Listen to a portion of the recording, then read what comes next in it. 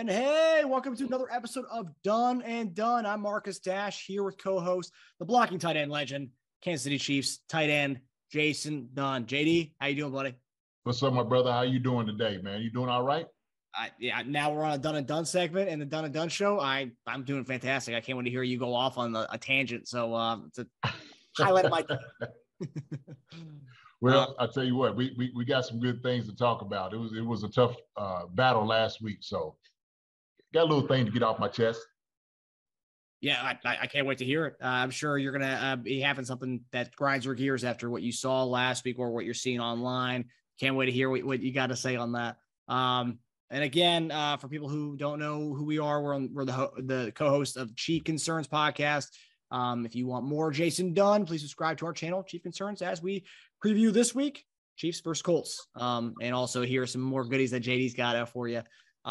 So with the show, JD will talk about the guys he's concerned with or position groups he's concerned with or not concerned with based on what he saw last week. And then we'll finish with the Dunn and Dunn segment where JD goes off on a tangent. So we're going to get started right now. JD, after what you saw week 2 against the Chargers, what is one player or position group you are concerned with after what you saw last week?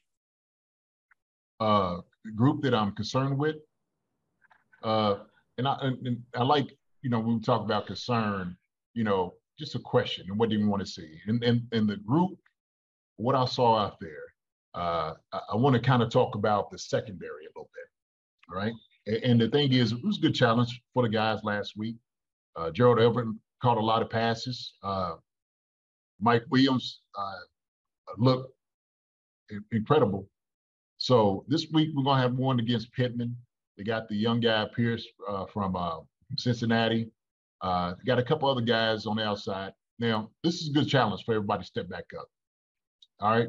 Obviously, we had Mr. Jalen Watson who took the touchdown back, the interception back 99 yards. And it was a beautiful play. It was a beautiful play.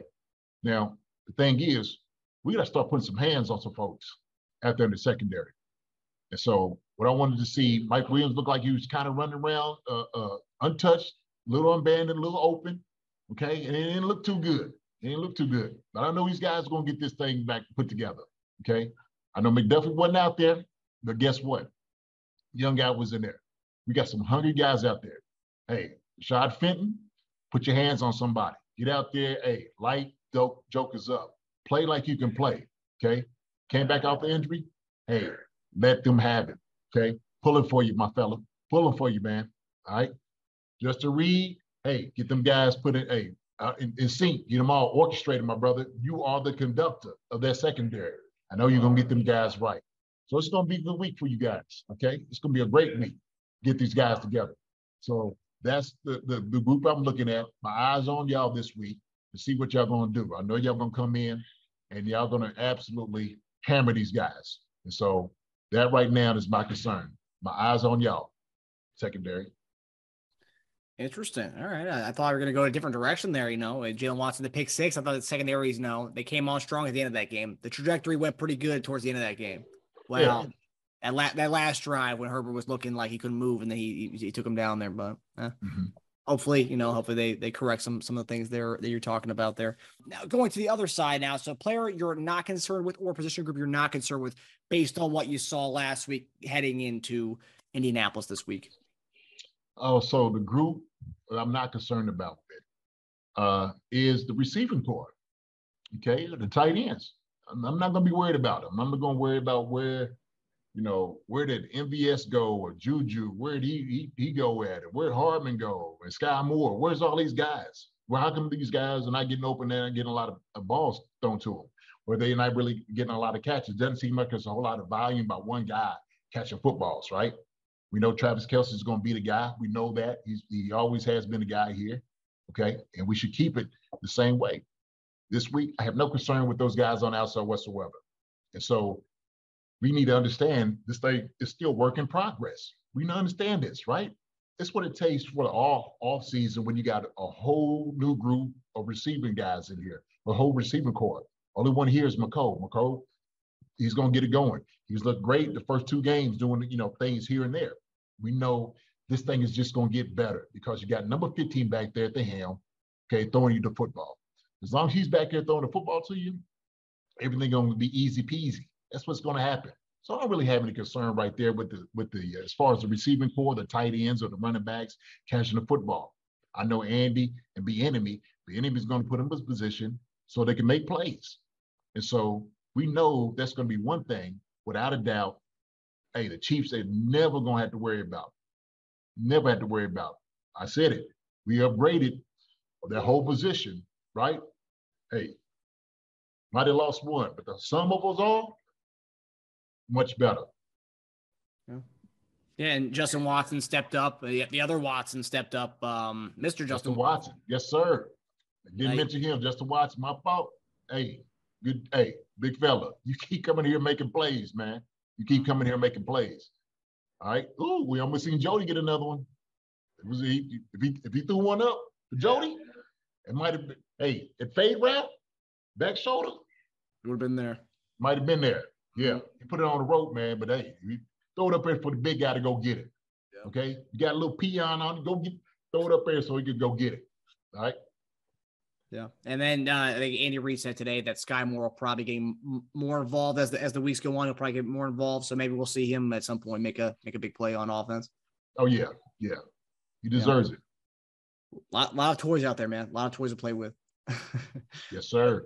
JD is not concerned with the weapons on offense. All right, so now it's time for my favorite part of my week is the Dunn and Dunn segment where JD will spout off on something he feels needs to be talked about. So, JD, what is grinding your gears this week?